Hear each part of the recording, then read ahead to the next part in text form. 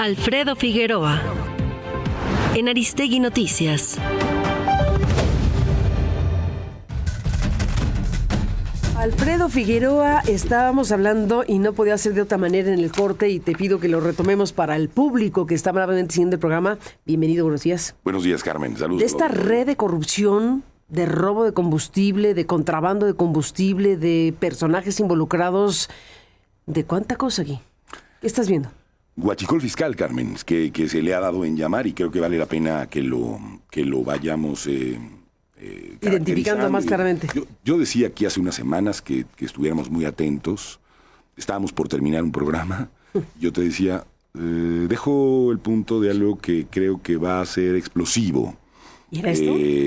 Y es el tema del huachicol fiscal. Sí.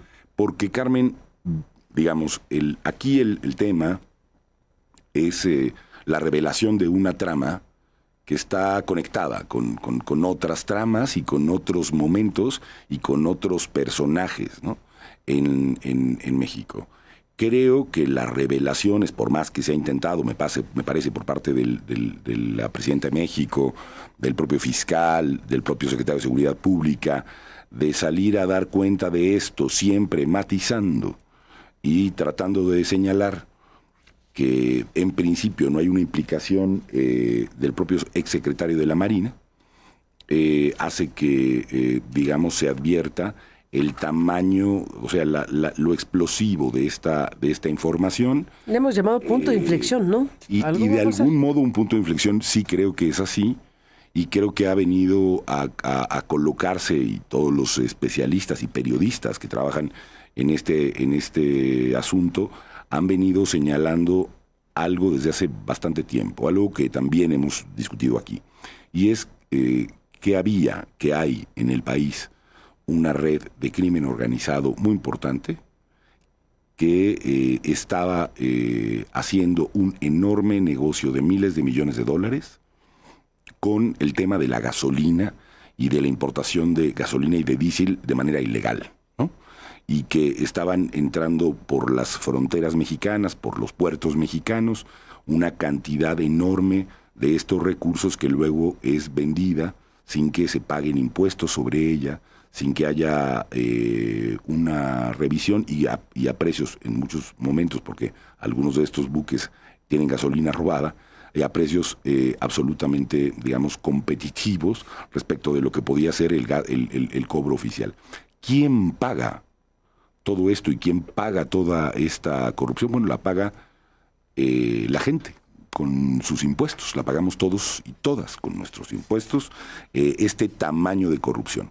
Y por lo que dejamos de recibir, o sea, por lo que dejamos de recibir en términos de impuestos, como empresa del Estado, por lo que se roban de la gasolina que se obtiene y se compra con nuestros impuestos. Uh-huh. Hay aquí una red enormemente grande de corrupción y incluso análisis y reportes en los Estados Unidos que señalan que este tema del huachicol de carácter fiscal es y se volvió el segundo ingreso más importante de los grupos del crimen organizado en México.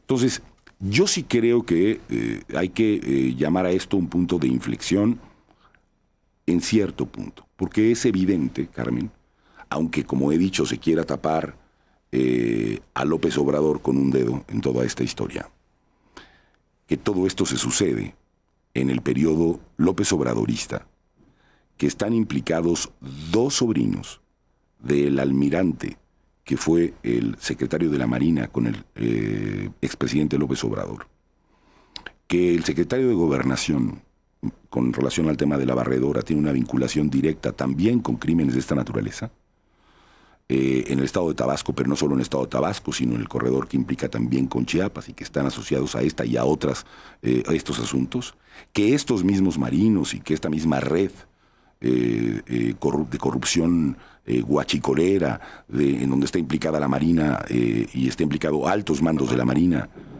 implican también el tráfico de armas, y que estos, a su vez, tendrían relación con factureras, lavadoras de dinero y con el cártel Jalisco Nueva Generación, según estamos viendo.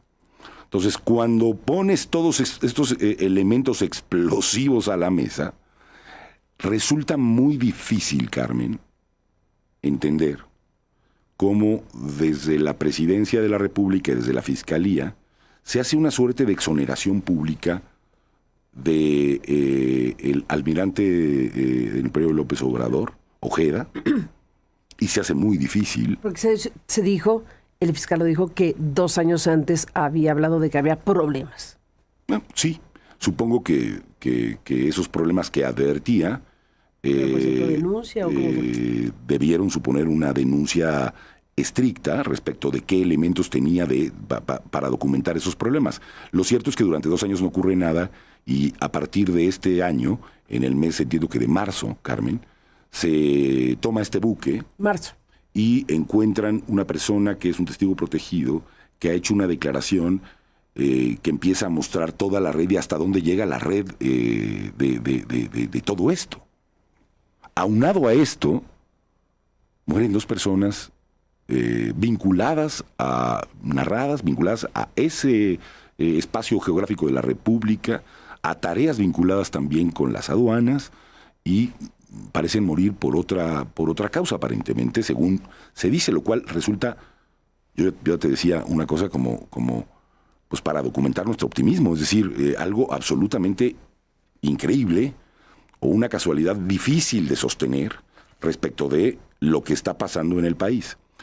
La pregunta, Carmen, creo que subyace aquí, independientemente de que ya digo que no parece haber evidencia en elementos para que la Presidenta de la República, el fiscal, el secretario de Seguridad Pública avancen en esa dirección, sí creo que hay un deber político de López Obrador con relación a mostrar qué es lo que pasó en su sexenio y si tiene información importante con relación a lo que sucedió en ese momento y cuáles fueron las consideraciones que tuvo para que no se actuara en una determinada dirección. Le dio a la Marina, Carmen, los puertos del país.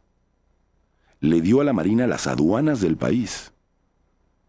Y esa decisión ha traído, hoy sabemos como una de las consecuencias, independientemente de los personajes, una implicación del crimen organizado vinculado a la Marina en México. Una institución que tenía un prestigio, digamos, asociado a ser un cuerpo casi de élite que combatió durante los periodos previos en operativos al crimen organizado. La pregunta es, y creo que sigue siendo, ¿qué implicaciones tiene el periodo previo, el periodo obradorista? ¿Cuánto de esos liderazgos obradoristas siguen hoy? Está el caso de Adán Augusto, y qué otros tantos más siguen hoy en la esfera del poder.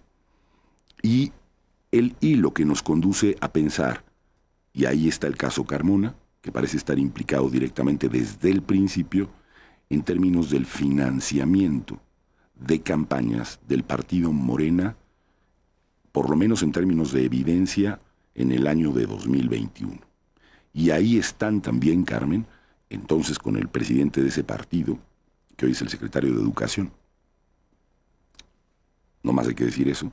Las implicaciones entre Mario Delgado y el señor Carmona y quienes han estado asociados a todo esto. Es una investigación, me parece, que nos tiene que llevar no solamente a la parte policíaca, sino a la parte política, a la parte de qué implicación política tiene el crimen organizado en el país, cómo financia campañas electorales y de cara a lo que viene, a lo que vendrá, a lo que se supone que vendrá, que es una posible reforma electoral. Creo que valdría la pena preguntarnos si en esa reforma el primer capítulo a discutir no debería ser cómo se pagan las campañas electorales en México. Cómo deberíamos hacer, no como institución solo, sino como Estado mismo, para detener el flujo de dinero criminal que está entrando a los circuitos del poder y que desde los circuitos del poder defiende los intereses de sus criminales. Este es el ciclo, esta es la lógica con la que una cosa de esta naturaleza se juega. Y por eso creo que vale la pena preguntarse históricamente, cuál es el papel y cuál fue la responsabilidad y cuáles fueron las acciones que desarrolló Andrés Manuel López Obrador en un periodo del que apenas empezamos a ver claramente la punta de un iceberg. ¿De qué tamaño es esto, Carmen, en términos de la implicación del crimen con el poder político en México? Creo que ahí hay un tema enormemente grave. Y cierro diciendo dos cosas, simplemente. Una, está claro que vivimos en una regresión autoritaria. Está claro que el régimen que tenemos es un régimen autoritario. Y la pregunta es si ese régimen será capaz de sostenerse con estos grados de implicación criminal. Porque no es lo mismo ser un régimen autoritario que un régimen criminal, en términos de tener la cantidad de dinero implicado del crimen organizado y a un país como los Estados Unidos junto a nosotros, en términos de la propia relación.